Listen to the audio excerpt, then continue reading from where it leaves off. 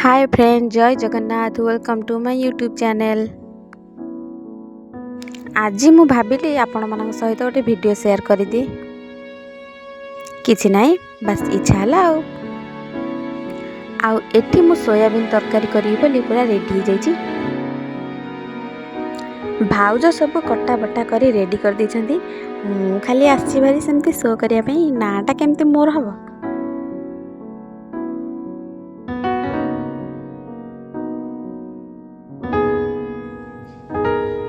ସେଥିପାଇଁ ମୁଁ କହିଲି ତମେ ଉଠି ଯାଅ, ମୁଁ ଆଜି ରୋଷେଇ କରିବି।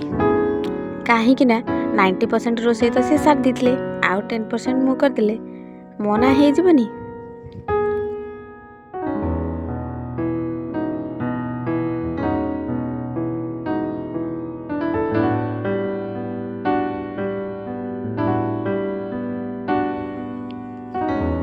ତାପରେ କିଛି ନାହିଁ, ଯେମିତି ପ୍ରୋସିଜିଅର ମସଲା କଷା ହୁଏ ମୁଁ ସେଇ କାମଟା ଏଠି କରୁଛି ଆଉ।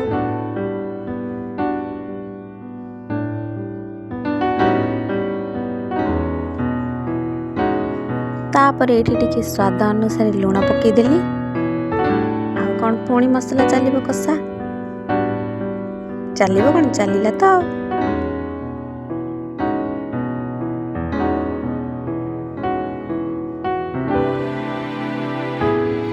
এইটা হচ্ছে মাই ফেভারিট ডিশ, মানে আলু ভজা।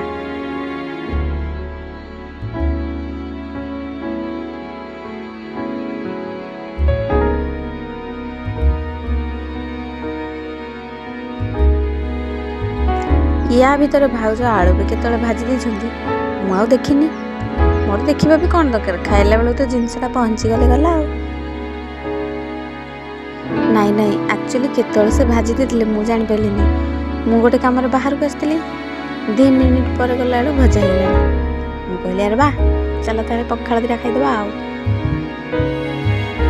ମୁଁ କେମିତି କ୍ୟାମେରା ରଖିଛି ଦେଖୁନାହାନ୍ତି। କ୍ୟାମେରା ଆଙ୍ଗେଲ ନେବାକୁ ତ ମୋତେ କହିଦେଇଥିବ।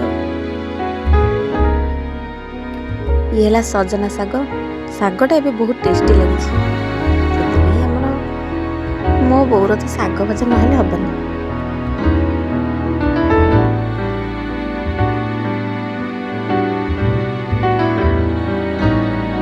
ଖାଇବାକୁ ଯିବା ପୂର୍ବରୁ ତରକାରୀରେ ଟିକେ ପାଣି ଦେଇ ଗଲେ ଏପଟେ ତରକାରୀ ବି ହବ, ସେପଟେ ଖାଇବା ବି ହବ। ସେଥିପାଇଁ ଏଇ ଆଇଟମଟା ଆମ ଘରେ ସବୁବେଳେ। ଆଉ ମୁଁ ଏଇଠି ଟିକେ କ୍ୟାମେରା ଆଗରେ ନିଜକୁ ଦେଖେଇ ଦଉଛି। ଆରେ ହେ, କେତେ ଅସନା ହେଇଯାଇଛି। ମୁଁ ଆଜି ଦେଖିଲି, ସଫା କରିଦେବା ଆଉ। ତାପରେ ଏବେ ଖାଇବା ଟାଇମ୍। କାହିଁକି ନା ଜଲ୍ଦି ଖାଇସାରି ଆମକୁ ଟିକେ ବାହାରକୁ ଯିବାର ଥିଲା। ସେଥିପାଇଁ ଆମେ ବସି ପଡ଼ିଲୁ ଖାଇବା ପାଇଁ। ଏବେ ଖାଇବା ଚାଲିବ ଆଉ କ'ଣ। ବାବାରେ, ଲଙ୍କା ଦଳିକି ତାଙ୍କ ହାତ କେତେ ଲାଲ ହେଇଯାଇଛି। ଏଇଠି ଆସିଲା ଫାଇନାଲ ଲୁକ୍ଟା ତରକାରୀର। ସୁନ୍ଦର ଦେଖାଯାଉଛି ନା? ସୋୟାବିନ୍ ତରକାରୀଟା ହେଉଛି ମୋର ଫେଭରାଇଟ୍। ପର୍ସନାଲି ମୋର ଯେମିତି ବି ହେଇଥାଉ ମୁଁ ଖାଇଦିଏ। ଶାଗ ଭଜା ବି ରେଡ଼ି। ଏବେ ସରିଗଲା ରୋଷେଇ।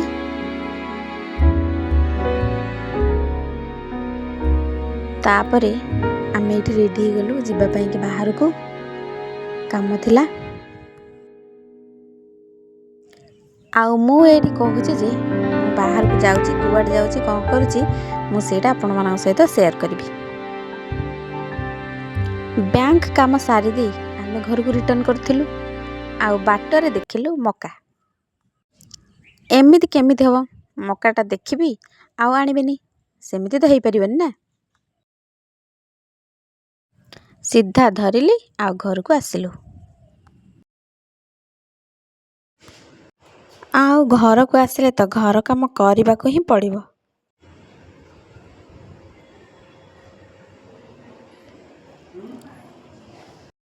ମୁଁ ଚାଲିଲି ଲୁଗାପଟା ଶୁଖେଇବା ପାଇଁକି। ଏଇଟା ହେଲା ଆମ ଛାତ ଉପରର ଭିଉ। ଦେଖନ୍ତୁ କେତେ ସୁନ୍ଦର ଲାଗୁଛି। ୱାଓ।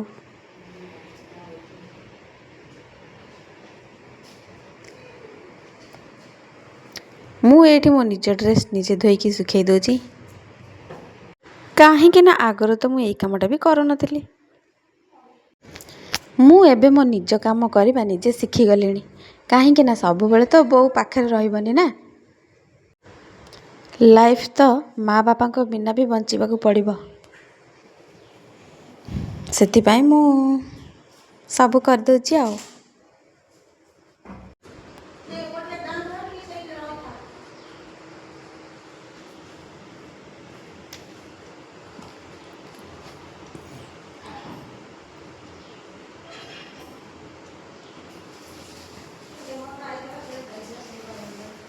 ମୁଁ ଏବେ ଟ୍ରାଏ କରୁଛି କିଛି କିଛି ଭିଡ଼ିଓ ଆପଣମାନଙ୍କ ସହିତ ସେୟାର କରିବା ପାଇଁ। ମୁଁ ଟ୍ରାଏ କରୁଛି ମୋ ଡେଲି ଲାଇଫରୁ କିଛିଟା ଆପଣମାନଙ୍କ ସହିତ ସେୟାର କରିବା ପାଇଁ।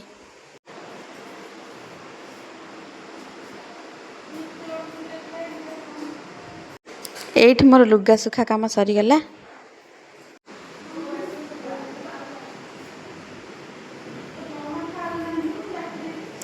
ଆଜିର ଭିଡ଼ିଓ କିଛି ଏମିତି ଥିଲା।